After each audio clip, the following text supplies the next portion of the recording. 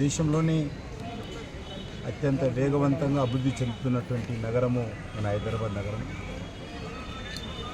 తెలంగాణ రాష్ట్ర రాజధాని, చాలా కీలకమైనటువంటి నగరము. ఈ యొక్క నగరంలో మౌలిక వసతుల కల్పన కోసం అందరం కూడా కలిసికట్టుగా కృషి చేయాల్సిన అవసరం ఉంది.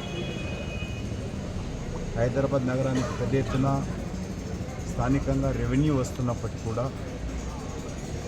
కేటాయింపుల్లో పూర్తి స్థాయిలో మరి న్యాయం జరగడం లేదు. ముఖ్యమంత్రి గారిని కోరుతా ఉన్నాను, హైదరాబాద్ నగరానికి కేటాయింపులు పెంచాల్సినటువంటి అవసరం ఉంది. ముఖ్యంగా హైటెక్ సిటీ లేక మాదాపూర్, కొండాపూర్ గురించి కాకుండా నిజమైనటువంటి బస్తీలు ఏవైతున్నాయో, పాత బస్తీలు ఏవైతున్నాయో అక్కడ మౌలిక వసతులు కల్పించాల్సినటువంటి అవసరం ఉంది. మంచినీటి సౌకర్యం కానీ, డ్రైనేజీ వ్యవస్థ మెరుగుపరచడం కానీ, వర్షపు నీటి కాలువలు పునరుద్ధరించడం కానీ, ఉన్నటువంటి పార్కులను మెరుగుపరచడం కానీ, వీటిపైన దృష్టి కేంద్రీకరించాల్సినటువంటి అవసరం ఉందని గౌరవ ముఖ్యమంత్రి గారు కూడా కోరుతాను. ఈ విషయంలో త్వరలోనే హైదరాబాద్ నగరానికి సంబంధించినటువంటి అభివృద్ధి సమావేశం నిర్వహిస్తాను. దిశ కమిటీ త్వరలోనే నిర్వహించి అందులో హైదరాబాద్ నగరంలో చేపడుతున్నటువంటి అన్ని రకాల అభివృద్ధి కార్యక్రమాల మీద సమగ్రంగా సమీక్ష నిర్వహిస్తాను.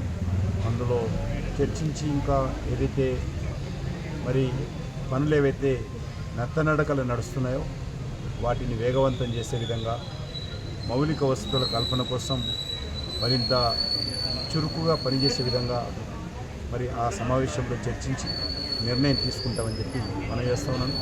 బహుశా ఈ యొక్క 15 ఆగస్టు తర్వాత త్వరలోనే హైదరాబాద్ నగర సమావేశము, మరి హై లెవెల్ సమావేశము, దిశ కమిటీ సమావేశం నిర్వహించి అందులో GHMC, water works, education, minority affairs, అదేవిధంగా రైల్వే, ఇతర అన్ని రకాలుగా ఉన్నటువంటి ఉన్నతాధికారులను కూడా ఆహ్వానించి ఆ సమావేశం త్వరలోనే నిర్వహిస్తానని మనం చేస్తాం.